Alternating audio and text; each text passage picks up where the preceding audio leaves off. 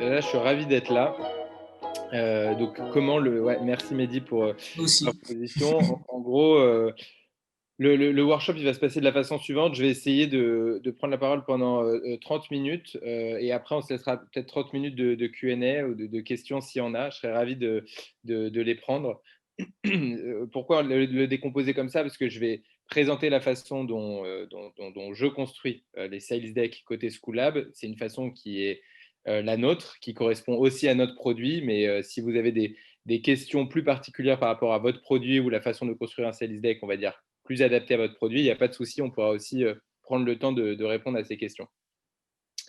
Donc moi, en 2 minutes, je m'appelle Zachary Amselem. Ça fait à peu près 3 ans que je travaille à Schoolab.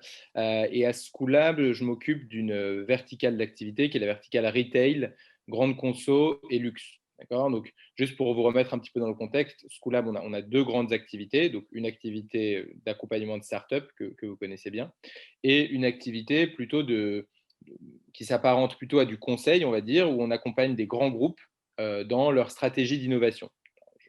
C'est très schématique que de présenter Schoolab comme ça, mais en tout cas sur cette partie vraiment corporate ou en tout cas grand groupe, nous ce qu'on propose aux grands groupes, c'est de les accompagner sur leur sujet d'innovation. Ça va de la formation, de la simple formation à l'innovation d'une journée, à un moment très court, à des réflexions beaucoup plus longues et plus larges sur des stratégies d'innovation, sur la transformation des entreprises, etc.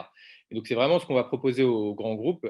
Euh, et pour aussi vous donner bien le contexte de ce que je vais présenter après, euh, il s'agit du coup de paniers moyens qui vont de 1000 euros pour une petite journée toute simple de formation qu'on va vendre à une équipe en particulier, à des prestations qui sont beaucoup plus importantes, qui vont de 3, 4, 500 000 euros parfois et qui correspondent à des missions de conseil sur 6 mois, 1 an. Donc, on se situe là. Pour vous donner un ordre d'idée plus précis, quand même, notre panier moyen, on va dire, en tout cas sur ma verticale, il est plutôt autour de 25 000 euros quand même. Donc, pour que vous puissiez aussi comprendre le type de proposition que je vais vous montrer après, le type de sales deck que nous, on construit.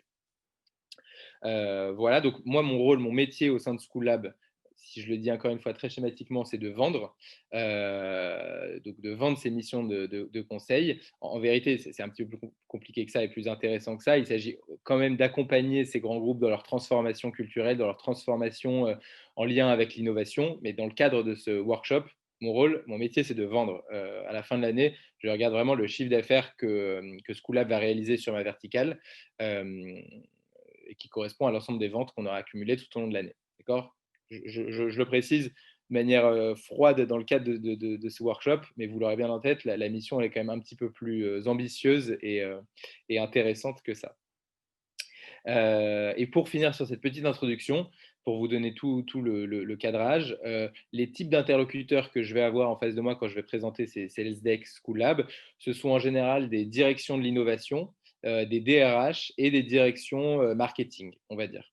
Ça, c'est dans 80% des cas. On a aussi un certain nombre de ventes qui se font vis-à-vis de petites équipes, en fait, d'un manager qui vient nous solliciter parce qu'il il est tombé sur le site de Schoolab sur, par exemple, nos Learning Expedition ou nos hackathons, nos formations. Donc, c'est un manager qui vient pour son équipe et qui dit, moi, j'ai tel besoin, j'aimerais que vous nous accompagniez. Ou alors, j'ai fait un mini appel d'offres, j'ai sollicité différentes agences ou différentes boîtes de conseil et j'aimerais un petit accompagnement. Voilà. Donc, c'est les types d'interlocuteurs que je vais avoir, sachant que c'est uniquement du coup des interlocuteurs corpaux. Par ailleurs, on pourra aussi, dans la phase de questions après, si vous avez d'autres réflexions ou d'autres types d'interlocuteurs, avec plaisir pour essayer de donner des tips ou des conseils sur ces sujets-là. Voilà pour la petite introduction. Ce que je vous propose, c'est de rentrer un petit peu dans le vif du sujet. Pour ça, je vais partager mon écran. En Euh, ça, je voudrais bien ajouter juste un point, ouais, si tu me permets, bien Zachary. sûr. En fait, je ne sais pas si vous avez vu le programme, mais en janvier, on fait ce qu'on appelle le Sales Day au Schoolab. Et c'est une journée où on vous entraîne au pitch commercial. Et du coup, en fait, ce workshop-là avec Zachary vous permet en fait déjà d'avoir la trame du Sales Deck à avoir et à présenter durant le pitch commercial. Donc, déjà, avec ce workshop-là, vous allez avoir, je dirais, une base sur laquelle travailler pour aller faire le pitch commercial et le présenter plus tard durant le Sales Day. Voilà, c'était juste Yes, merci Mehdi. pour info. Est-ce que vous voyez bien mon écran, la slide Sales Deck là? Ouais, oui. Merci beaucoup. Alors, donc, pour introduire l'objectif du workshop, en fait, il y en a trois, ils sont assez simples.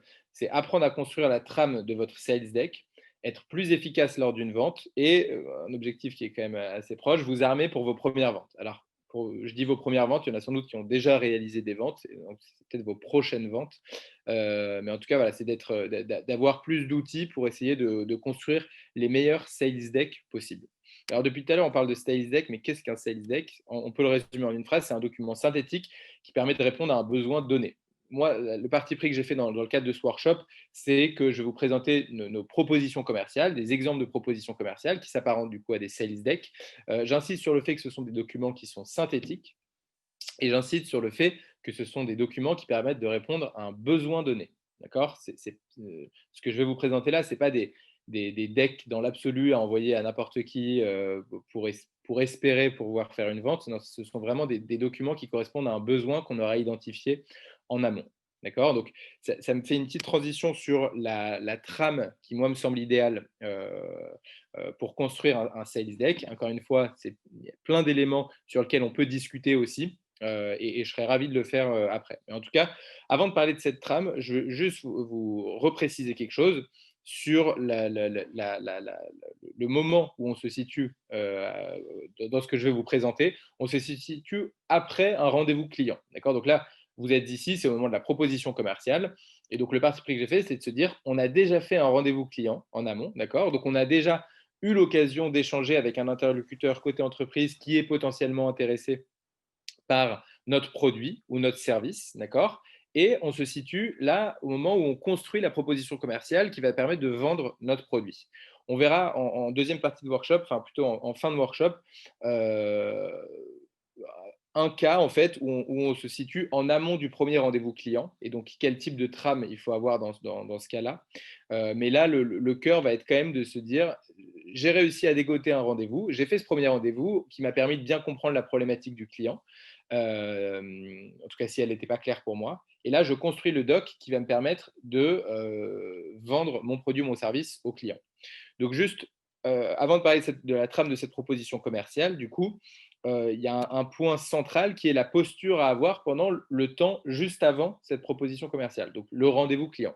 J'insiste sur ce temps-là parce que, alors, sans passer du temps dessus, ce que je veux dire, c'est que ce rendez-vous-là, ce moment-là, il va vous permettre en fait de rassembler un maximum d'informations. Donc, ça va de permettre de collecter toute la matière première qui va permettre de construire le sales deck, de construire la proposition commerciale. Encore une fois, on est dans le cas, on est dans le cas de propositions commerciales qui sont assez customisées, d'accord, sur mesure. Néanmoins, on va voir que c'est les propositions commerciales qui ont le plus de chances de closer. Donc, vraiment, en rendez-vous client, si le rendez-vous il dure 1 heure, eh bien, il doit y avoir au moins 35 minutes où vous posez un maximum de questions, où vous essayez de comprendre l'organisation, comprendre les challenges, plutôt que de présenter d'ores et déjà son produit. Alors, bien sûr, ça ne se passe pas toujours comme ça. Parfois, on est bien obligé de donner un petit peu à manger aux clients ou aux prospects en expliquant quel est notre produit, quelle est notre potentielle valeur ajoutée pour lui. Néanmoins, vraiment, ce temps, il sert à collecter des informations pour, dans un second temps, lui présenter sa proposition. OK. Alors, sur la trame de ce sales deck, pour moi, c'est très simple. Il y a deux parties. Et après, on verra que c'est un petit peu plus compliqué, mais en vrai, ce qu'il y a à retenir, c'est qu'il y a deux parties. La première partie, c'est voilà ce que j'ai compris du problème, du challenge ou de votre besoin. Vraiment, c'est voilà ce que moi j'ai compris. C'est pour ça que j'insiste sur le fait de dire qu'en rendez-vous client, il y a un vrai enjeu à, à poser un maximum de questions pour s'assurer de bien comprendre le besoin du client. Après, on est dans d'autres cas où on répond à des appels d'offres, d'accord? Et dans ce cas-là, on a un besoin qui est explicité. Donc, la partie, notre compréhension du besoin, c'est juste un travail de synthétisation et de présentation. Et on a un dernier cas, et qui est sans doute le cas qui arrive aussi très généralement, où on n'a pas pu faire de rendez-vous client. Juste, on propose, on construit un sales deck en se disant que ça peut mordre de l'autre côté. Et dans ce cas-là, on verra ce que je vous disais, c'est qu'on va le voir plutôt en fin de workshop, mais je propose aussi une manière de faire dans ce cas-là. Néanmoins, 2 temps. Donc, voilà ce qu'on a compris et voilà notre réponse. Il faut que ça soit vraiment, j'insiste, assez direct en général pour garder l'attention de son interlocuteur. Donc ça, c'est la théorie, on va dire, ce que je recommande, de bien préciser ce qu'on a compris du besoin et de bien expliquer en quoi notre réponse, elle s'adapte aux besoins de la personne en face. Maintenant, en fait, c'est un petit peu plus compliqué. Donc, ici, c'est un exemple de sommaire d'une proposition commerciale qu'on a réalisée récemment à Schoolab. Et je vais vous montrer quelques exemples assez concrets de propositions commerciales qu'on a réalisées. Donc ici, effectivement, on voit que le grand 1, c'est contexte et besoin. Donc ça reprend bien, nous, ce qu'on a compris du besoin de l'interlocuteur. D'accord. Et en 2, notre méthodologie est déroulée. Donc en gros, comment on va répondre aux besoins qu'on a compris que tu pouvais avoir. D'accord. Donc là, ce que je mets, c'est notre méthodologie déroulée, parce que ça correspond assez bien à Schoolab et au type de produits ou de services qu'on vend. Mais j'insiste quand même sur le fait que les déroulés, c'est assez important en général, c'est de montrer, en tout cas moi c'est ce que je fais assez régulièrement, c'est de dire on a compris ton besoin, et donc on a compris aussi potentiellement dans quel timing tu as ce besoin. Et donc, au-delà de lui montrer la façon dont on va répondre à sa problématique, c'est très important, je trouve, de lui dire voici comment ça va se cadencer. Donc, en gros, souvent, ce qu'on fait, nous, c'est des petits calendriers, donc assez visuels, où on dit si tu acceptes, par exemple, le 12 décembre, imaginons que j'envoie la proposition aujourd'hui, si tu acceptes le 12 décembre, bah, le 14, on va commencer.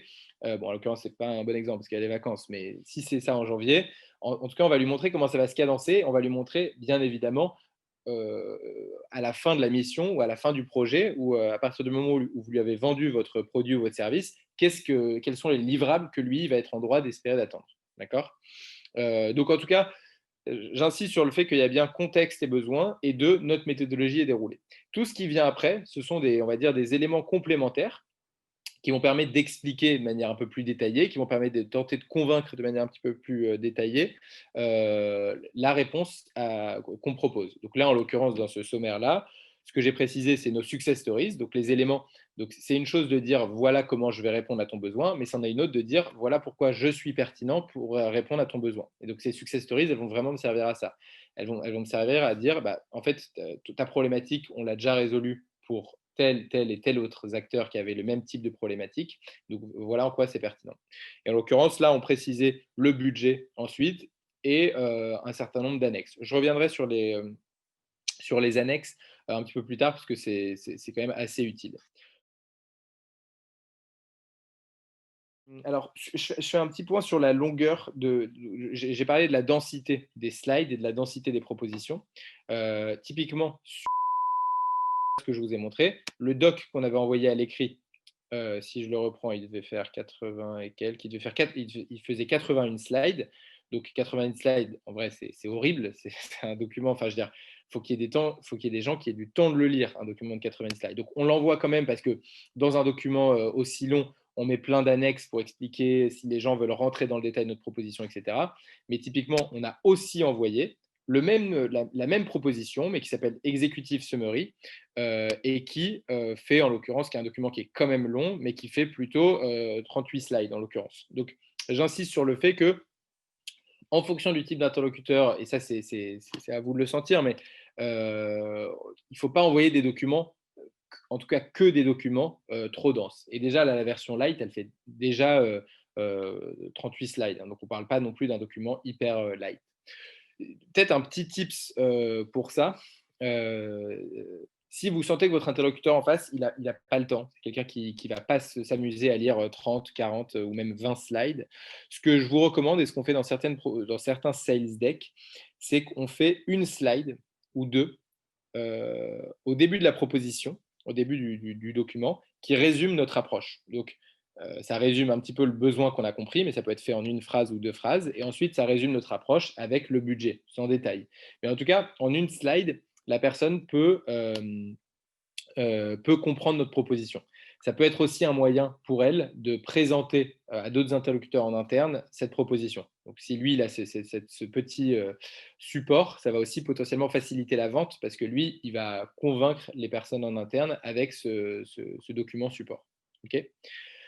Donc voilà, la longueur et la densité, si je résume, ça dépend de la personne à qui vous vous adressez, donc en fonction de son, on va dire, du temps qu'elle a, de l'importance dans la boîte qu'elle peut avoir, de savoir si c'est une personne qui est décisionnaire directement, etc. Ça dépend aussi du type de structure à laquelle vous adressez. Si vous adressez à un grand groupe public, etc., n'hésitez pas à mettre plein de détails. Si votre client, c'est une start-up ou si votre client, c'est certes des grands groupes, mais des interlocuteurs qui n'ont pas besoin d'avoir tout le détail et qui n'ont pas le temps et qui veulent aller droit au but, bah, ça, c'est bien de l'avoir en tête. Et qui dépend aussi, du coup, à quel moment, par rapport au lancement du projet, à la vente de votre produit ou votre service, vous vous situez. Donc, en fonction de ça, vous allez devoir faire un doc plus ou moins dense et plus ou moins long. Peut-être les deux petits tips. Alors, je vous ai partagé un premier tip sur l'executive summary, enfin, en tout cas, sur la première slide qui vous permet de tout résumer en une slide au début de votre document. Il y a un second tip que nous, on utilise pas mal, c'est les annexes, justement. Donc, alors, c'était dans la proposition Rungis. Typiquement, là, les annexes, en fait, nous permettent, si vous voulez, de mettre des éléments qui permettent de rentrer un petit peu dans le détail de certaines parties, mais en même temps, c'est à la fin du document. Donc, s'ils ne veulent pas les lire, il n'y a pas de souci. Mais en tout cas, donc, on va calculer, on va dire, la taille du document sans les annexes. Donc là, en l'occurrence, le document fait 24 slides sans les annexes. S'il veut lire les annexes, très bien, mais les annexes vous permettent de mettre on va dire, de rentrer plus dans le détail. Parfois, on fait même des propositions où, en fait, tu as 10 slides de propositions et après, tu peux avoir 50, 60 slides d'annexes. Mais en tout cas, ça reprend la même logique de se dire si la personne en face de toi veut lire ta réponse très rapidement, eh ben, il va le faire avec juste les slides avant les annexes. Juste le dernier élément que je voulais vous partager concerne plutôt, alors si je reprends ma petite trame, comme je vous l'ai dit, je me suis quand même positionné dans une situation ici où vous avez déjà pu avoir des informations, pu avoir des interactions avec votre interlocuteur. Maintenant, si on se situe en amont du premier rendez-vous, alors là, je ne vais pas vous donner des tips sur comment faire de la prospection, pas du tout, mais par contre, je me mets dans le cas où vous sentez qu'un client, un prospect, pardon, peut être intéressé par votre solution. Donc, vous avez identifié, je ne sais pas si c'est des grandes entreprises, vos clients, vous avez identifié que L'Oréal, par exemple, il pourrait être hyper intéressé par votre produit ou votre service. Vous ne savez pas exactement qui parce que vous n'avez pas eu de premier contact ou en tout cas, vous avez une adresse mail, mais vous n'avez pas vous n'avez pas eu de rendez-vous, vous n'avez pas eu la capacité de poser des questions et de bien comprendre les besoins. Et ben, même dans ce cas-là, je reviens sur cette slide, même dans ce cas-là, même si vous n'avez pas eu la personne en face, je vous conseille dans votre document de dire ce que vous avez compris des challenges et des besoins que pourrait avoir l'entreprise. Donc ça va se faire par de la recherche de votre côté, du coup, soit en allant interviewer par quels que soient les moyens des gens qui travaillent dans cette entreprise, mais ce ne sera pas vos clients, mais c'est de dire j'ai interrogé des gens qui travaillent dans cette entreprise, je sais que c'est ça les problématiques, ou alors de faire plutôt une analyse stratégique, de dire on a fait une petite étude stratégique et on se rend compte que les enjeux de L'Oréal, nous, notre compréhension, eh ben, c'est ça, ça et ça. Et bien évidemment, les enjeux que vous allez sortir, ça va être des enjeux auxquels votre produit va répondre. On n'est pas naïf. Donc, je vous donne l'exemple de ce qu'on avait réalisé, en l'occurrence pour L'Oréal à l'époque. On n'avait pas eu forcément de premier rendez-vous. Donc, la façon dont on avait construit le sommaire, c'était notre compréhension des challenges L'Oréal, mais sans avoir eu un brief en particulier. Ensuite, ce qu'on avait rajouté avant de dire notre proposition, c'était notre expérience de mission avec L'Oréal. Ça, c'est un vrai atout qu'on avait en l'occurrence, parce qu'on a eu la chance de déjà beaucoup travailler avec le groupe en général. Donc, quand on s'adresse à une personne, ça nous permet de dire, bah, en fait, notre proposition qu'on te fait, elle n'est pas uniquement basée sur la compréhension stratégique qu'on peut avoir de L'Oréal, mais elle est aussi basée sur du concret, sur des missions qu'on a pu réaliser chez L'Oréal. Donc, je vous montre la façon dont ça s'organisait. La première partie, c'était notre compréhension des challenges de L'Oréal, avec 3 slides un peu génériques sur une analyse en l'occurrence, c'était de la partie digitale de L'Oréal et de leur stratégie en deux parties, et une dernière slide qui correspondait plutôt à la compréhension qu'on avait des ambitions 2030 de L'Oréal, qui s'appelle L'Oréal for the Future.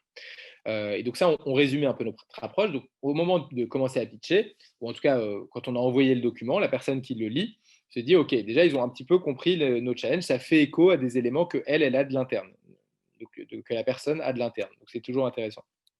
Ensuite, comme je vous le disais, on a fait une partie où on disait notre expérience de mission avec L'Oréal. Et donc là, en l'occurrence, la façon dont on l'a construit, je vous donne la façon dont on l'a construit. Je ne sais pas si ça va vous servir directement, mais en tout cas, ça peut être une bonne inspiration. C'était de dire Schoolab s'est organisé à travers ces 5 piliers. D'accord. Nos offres corporate, elles sont organisées à travers ces 5 piliers. D'accord. Et donc, il se trouve que sur chacun de ces 5 piliers, on a fait des missions L'Oréal. Donc, je vous montre un exemple de comment on construisait la slide Success Stories. On mettait à gauche les key contacts, les types de missions qu'on a réalisées, on résumait la mission. Et à droite, on disait ce que nous, on a appris de ces missions-là. Et on le faisait sur chacune des missions qu'on a pu réaliser des différentes briques Schoolab. Et donc, à la fin, on avait une slide résumée qui disait, voilà ce qu'on a compris les 3 grands learnings qu'on peut avoir de toutes les missions et de toute l'analyse qu'on a pu réaliser chez L'Oréal. Ça, c'est les 3 grands learnings qu'on peut avoir. Alors, ne vous inquiétez pas, il n'y a rien de confidentiel dessus, surtout que ça, pour être tout à fait honnête, on l'adapte aussi en fonction de l'offre qu'on va avoir derrière. Donc typiquement, ça, c'était les 3 grands learnings qu'on avait. Et comme par hasard, en fait, la proposition qu'on leur a fait, ça correspond, en fait, notre approche, elle se fait à travers 3 aspects. Comme par hasard, ça correspond aux 3 challenges qu'a L'Oréal. Mais bon, en tout cas, dans le storytelling, de la façon de présenter, ça parle à la personne qu'on va avoir en face, même si la personne n'est pas naïve, pardon. Mais en tout cas, ça parle vraiment à la personne que vous avez en face. Et là, le parti pris qu'on a fait dans la proposition, c'est qu'on a voulu être le plus synthétique possible. Dans les slides que je vous montrais précédemment, pour un produit Schoolab, on mettait 30, 40, 50 slides d'explication. Là, ce qu'on a fait, c'est qu'on a dit, on fait 2 produits par slide. Donc sur une slide, on explique notre produit. Donc il y avait 3 slides différentes avec à chaque fois nos interlocuteurs, excusez-moi, ce qu'on a appris, enfin plutôt ce qu'ils vont apprendre, excusez-moi, à combien de personnes ça s'adresse, le pricing, etc. Donc en fait, la trame, elle est assez naturelle quand soit on déroule en pitch, soit la personne déroule quand elle va ouvrir le document. Et même si on n'a pas, on va dire, c'est moins efficace. C'est sûr que c'est moins efficace que si on a déjà eu un premier échange, parce que vous voyez que le document, il est quand même assez générique. Alors bien sûr, on ne va pas envoyer le même document si on s'adresse à une personne qui bosse au RH ou au marketing ou à l'INO. Bien évidemment, on va orienter un peu notre wording, la façon de présenter nos offres, etc. Néanmoins, ça reste quand même, on va dire, si on n'a pas eu l'opportunité d'avoir un contact dans l'entreprise en amont, ça reste une opportunité de présenter un document qui peut parler, qui peut générer de l'intérêt, de la curiosité. Et l'objectif, c'est quand même, in fine, de pitcher effectivement ce document à un interlocuteur pour mettre un pied dans la porte et pour espérer faire la vente. S'il y avait peut-être pour conclure un petit élément que je veux préciser, c'est qu'il ne faut pas passer non plus trop de temps sur ces documents. En tout cas, pas si ce n'est pas des documents qui vous permettent de faire de la prospection, je pense. C'est quand même des documents qui sont assez enfin de la prospection de masse, excusez-moi. C'est pas des documents qui vous permettent de faire de la prospection de masse. C'est des documents qui sont assez customisés, sur lesquels vous passez quand même beaucoup de temps. Vous mettez quand même un peu d'énergie parce que vous n'allez pas vous amuser à faire des analyses stratégiques de l'ensemble des entreprises françaises ou de l'ensemble de vos clients. Donc, c'est un document sur lequel quand même vous passez un peu de temps. En tout cas, si vous le faites, ça vaut le coup de passer du temps parce qu'il faut bien le faire. Mais néanmoins, du coup, il s'adresse à des prospects vraiment stratégiques pour vous, sur lesquels vous pensez pouvoir signer des deals importants, des deals stratégiques pour votre organisation. Donc, j'insiste sur le fait de ne pas passer trop de temps en chambre à construire des documents qui vont s'adresser à tout et n'importe qui, à tout le monde et n'importe qui, d'accord. C'est vraiment des documents qui sont réalisés sur mesure et sur lesquels vous avez un peu enfin, qui s'adresse vraiment à des personnes stratégiques. Par exemple, si vous avez réussi à avoir le mail si votre persona type cible, c'est un directeur de l'innovation ou une directrice de l'innovation, et que vous avez eu le mail du directeur de l'innovation d'un groupe qui est clé pour vous, etc., ah oui, là, ça vaut peut-être un peu de temps. Ça vaut le coup de passer un peu de temps sur le document parce que vous vous dites, si cette personne lit le document ou où il le transmet à une personne de ses équipes, bah, ça va être potentiellement utile. Mais n'allez pas trouver n'importe quelle adresse mail ou même des adresses mail sur lesquelles vous êtes. Enfin, je prenais l'exemple d'une adresse mail d'un directeur ou d'une directrice innovation, mais c'est encore mieux si c'est des personnes auprès de qui qui ont déjà entendu parler de vous ou par lequel vous avez le moyen d'accéder en interne, etc.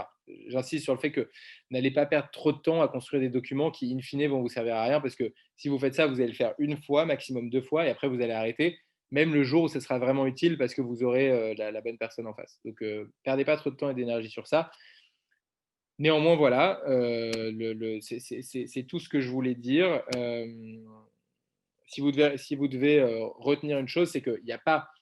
Ça, c'est une façon de le faire. Ce n'est pas forcément la meilleure façon, ce n'est pas forcément la seule façon, mais en tout cas, nous, c'est la façon qu'on a de le faire et ça marche plutôt bien. Et je pense que, en tout cas, sur ces 2 points-là, vraiment, il n'y a personne qui pourra vous dire qu'il ne faut pas faire ça. Il faut vraiment mettre en avant le fait que vous avez compris le challenge de la personne en face et mettre en avant votre proposition et dire en quoi elle correspond à ce que vous avez compris.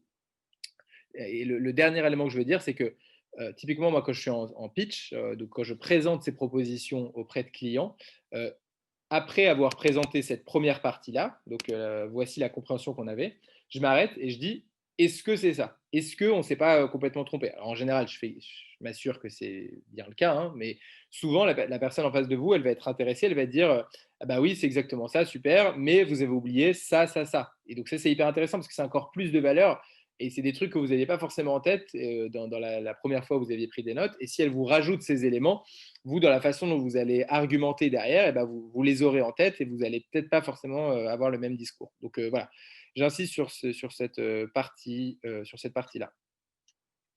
Et si vous avez des questions, c'est avec plaisir pour prendre un peu de temps pour y répondre.